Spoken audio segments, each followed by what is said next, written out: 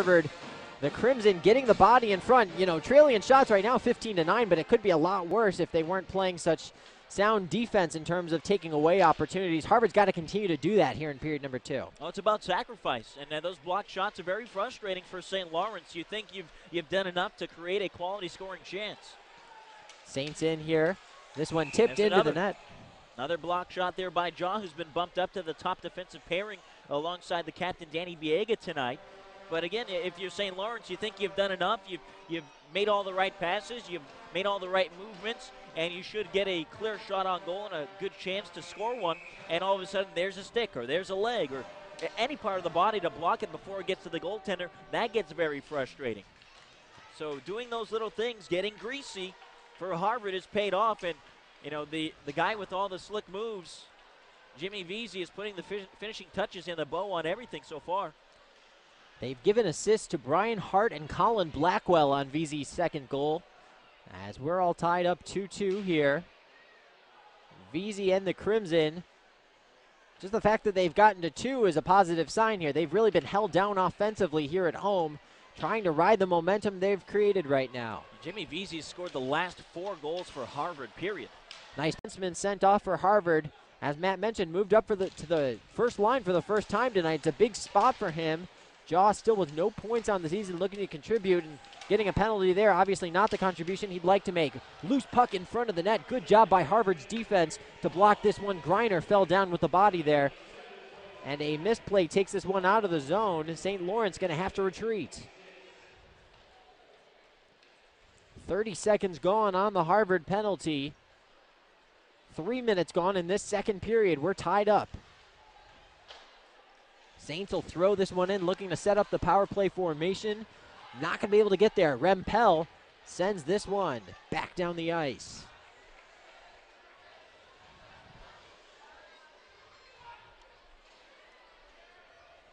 Played in here behind Wenninger.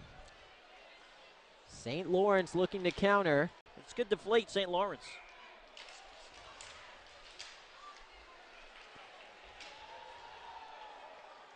Played back into the St. Lawrence zone. And again, we've seen block shots be huge here in this penalty kill. If Harvard does out-block their opponent here, to be the 7th time in the last 9 games, they've really done a good job, as we've mentioned, getting the body in front of the puck. 35 seconds to go.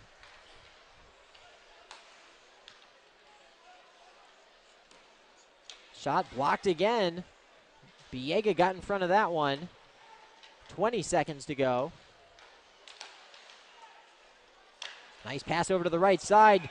Gerard's not going to let this one go, though. Nice save by him there, hanging on to it.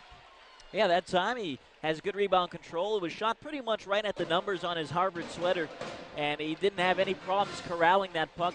Good movement here, cross-ice pass. That's just a good look from St. Lawrence. No problems there, nothing to complain about in terms of the creativity and the scoring chance. Just a good save by Gerard, and the key was no second chance opportunity. Well, Harvard's going to kill off this power play here with 3 seconds to go. You can hear the band counting it down. They've been really spirited today. And for St. Lawrence here, a little bit of concern that they weren't able to execute there. As Harvard in over the right line. Save here coming up for Wenninger. As he and the Saints here back on their heels a little bit here at the Bright Hockey Center. Jimmy and their side, and come back and score two goals here to tie this game up. 2 unanswered goals, and have really taken control and put themselves in the driver's seat. And you can see the frustration right now in St. Lawrence. Not only are they getting beat hockey-wise in terms of the play, but they're getting beat physically. Harvard has turned the physical play up. Yeah, Fick maybe with a little bit of a being retaliated upon here for that big hit that almost basically sent a St. Lawrence player into the Harvard bench there. Hits definitely picking up here. 7 minutes gone in this second period. Trying the wraparound attempt. Gerard says no to that one. And the Crimson will clear it out here. Shots on goal 18-11 in favor of the Saints. Seems like it's been a little more even than that, though, at least recently.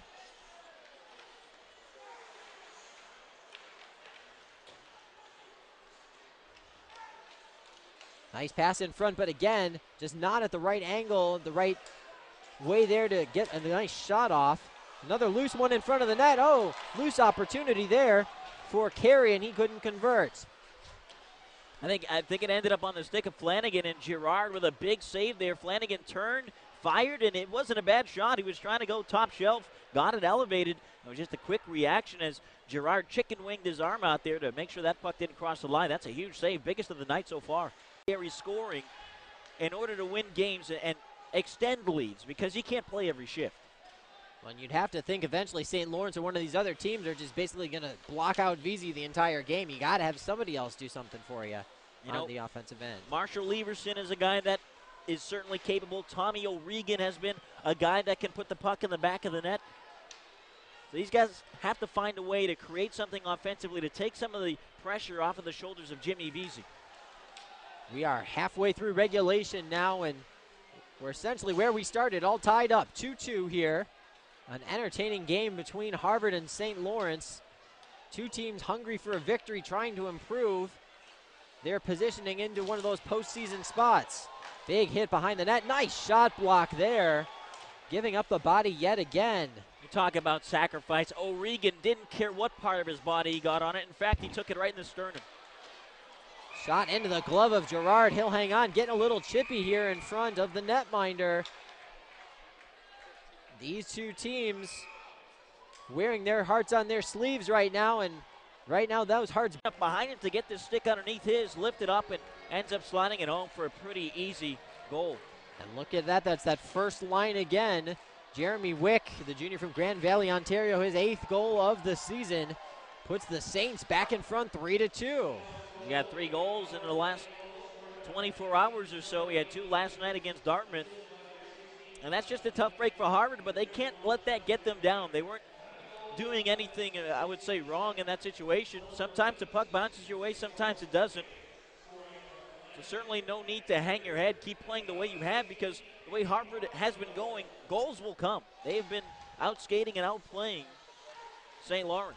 And take nothing away from Wick there being in good positioning as this loose one in front of the net. But that would be one of those that a lot of hockey fans would call a fluky type of goal, and those are going to happen in the game here. And you're right, Harvard cannot let it impact how they play here. It was great awareness, as you mentioned, by Wick to have the presence of mind not to just try and go after that puck and get into a battle, but he lifted the stick knowing that Falstrom had no idea he was right there. And that makes the score 3-2. Saints trying for more here. They got 2 very quick ones in the first period. Pass there. Skating in front with Flanagan, unable to connect. Big hit here on the left side. Loose puck in front. Still right in front of Girard to try and get something back on their side. And all it took was one big hit by Ryan McGregor to sway the momentum for Harvard, and they've been playing a very good hockey game, a very blue-collar, Bostonian-like hockey game here tonight. Well, they're doing it. A shot in! Top shelf, right corner, tie game here at Brights. Alex Falstrom puts it home. Oh, they were looking for secondary scoring, and they got it. Falstrom with a great wrister at the tops of the circles, and he beats Weninger over the glove side.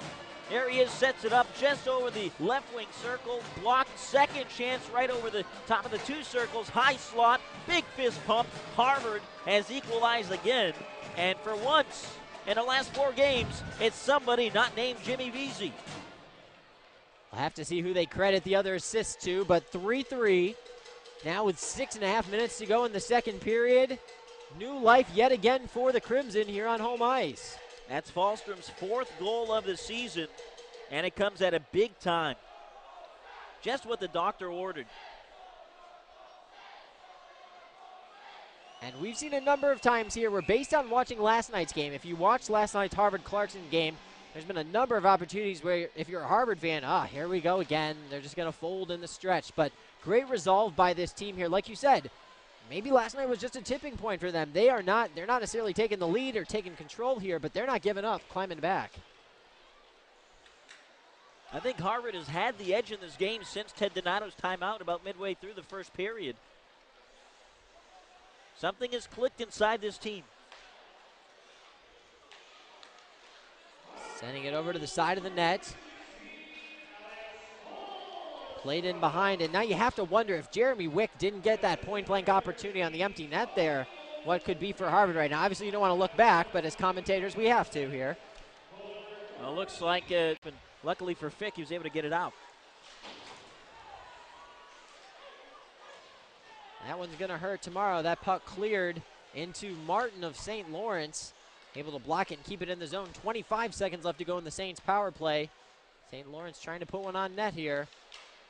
This one right in front, lifted over, went through the crease, and Gerard takes another skater down there. Gerard can't get distracted here. That one redirected. 10 seconds to go. As that was Martin, he decked again in front of the net. Another shot, that one blocked in front, and Harvard's going to kill off this penalty. Fallstrom with another block. He got that off the outside of the right skate, goes to the bench. We talked about him last night against Clarkson. Even in the first period, he had a couple. Love that name for St. Lawrence, but he can enjoy his alliteration while sitting down. Spent a lot of time in the box in the last day or two. 12 minutes of penalty time last night against Dartmouth, including a 10-minute misconduct. Well, it's a long enough bus ride from upstate New York. You'd figure Tommy Thompson would want to play a little bit more. This one to the side of the net in front, empty net. Couldn't get the connection to get the chance there.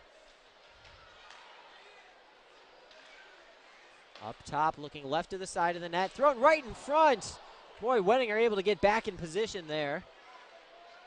Some good chances here for Harvard.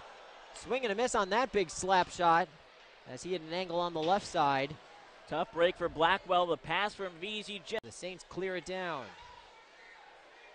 Plenty of time for another rush here. At least get possession with the man advantage inside the offensive zone. Time will run out on the advantage with the puck down in the offensive zone. 27 seconds to go.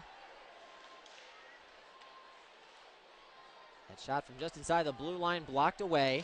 Tough break for Braden Jaw. He whiffed on a dumping attempt at Harvard with a last chance here. 14 seconds left. That shot sent wide. Under 10 to play. Crimson still battling for it here in the corner. St. Lawrence, though, able to clear. And they'll try to make a late run at it here, but they're going to run out of time.